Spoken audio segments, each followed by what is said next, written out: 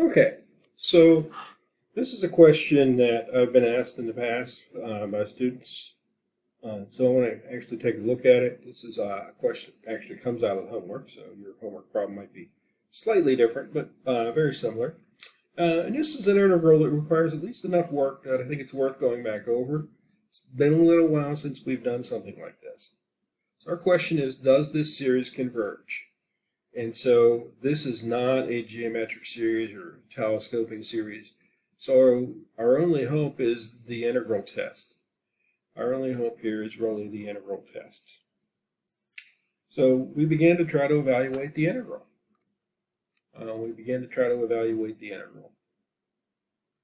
Okay. Integral from 1 to infinity of 5 e to the x over 1 plus e to the 2x. So as you look at this integral here, okay, if I try to let u be the bottom, that would actually call for a 2e to the 2x. So that idea is not going to work. That idea is not going to work. All right, and I still have that 5e to the x kind of hanging up around the top there. So I look for something else, right? Again, letting the denominator be that, it's just not going to work. And we'd love to have some way to bring that e to the x into play. And so the idea here is, well, if I write this down, actually I'm going to leave off the integral stuff for the time being, and we'll come back to the limit once we have the integral worked out. So I'm just going to work off the integral now, so I don't have to keep writing limit as b goes to infinity over and over. So the idea here is I'm going to take that integral, I'm going to leave off the limits for the time, just focus on the antiderivative. And the idea here is this. I see that e to the x in the top. I'd like to be able to bring that into play. So what I'm going to do is realize that I can write e to the x, 2x in the bottom as e to the x squared. As e to the x squared. And then I can say to myself, I can let u be e to the x. And then du would then require an e to the x dx. And so the bottom there will become u squared. The top part, which I forgot to write my dx down earlier, got that on both of them actually. I have my e to the x dx that I need. And so that's going to make that stuff disappear, and I'm just going to have 5 over the integral of 1 plus u squared du. So I can bring the 5 out and have integral of du over 1 plus u squared. Now remember, how do we handle 1 plus u squared?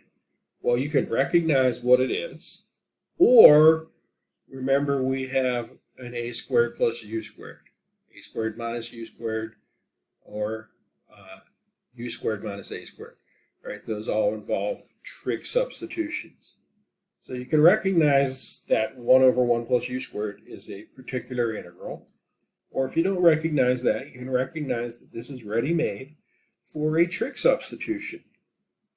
Now we've already used u, so I guess now would be a good time to bring in theta. So we would use, for 1 plus u squared, we would use u equals a, which a is 1, tangent theta. So then du would call for a secant squared theta, d theta, and we're off and running now. 5 integral secant squared theta d theta over 1 plus tangent squared theta. But 1 plus tangent squared is just secant squared, so the secant squareds cancel out. We have the integral of d theta, so that would actually be 5 theta plus a constant. But theta here is just the arctangent of u. But u is just e to the x. And so going back to the original problem, we're going to have a limit as b goes to infinity of 5 arctangent of e to the x evaluated between 1 and b. Okay, so let's see what that gives me. Limit as b goes to infinity of 5 arctan of e to the b minus 5 arctan of e to the first. And so now it becomes a question of how do we work this thing out? How do we work out this integral of 5 arctan as of e to the b as b goes to infinity? Well, as b goes to infinity,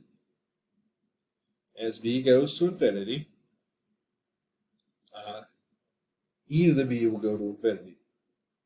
Okay, so now we're just looking at really what happens to arctan as the stuff inside goes to infinity. All right. Let's look at the arctan as the stuff inside goes to infinity. What is that going to? Well, I don't remember the arctan graph, but I do remember the tangent graph. So what I'm going to do is look at the tangent graph here. And I'm going to use the tangent graph to talk about, what's happening here. As we go to infinity. So I'll look back to the tangent graph. I'm just going to do a quick little rough hand sketch of the tangent graph. Because the only tangent graph that matters, of course, is the one between negative pi over 2 and pi over 2, because that's the limited tangent graph that we use.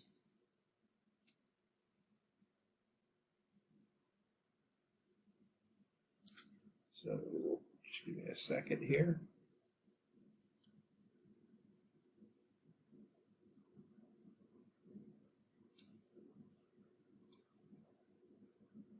So this is my pi over 2 and negative pi over 2.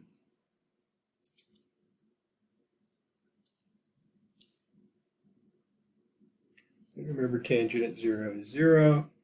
And what the tangent graph does is this. It comes up, hits 0, it continues to grow up.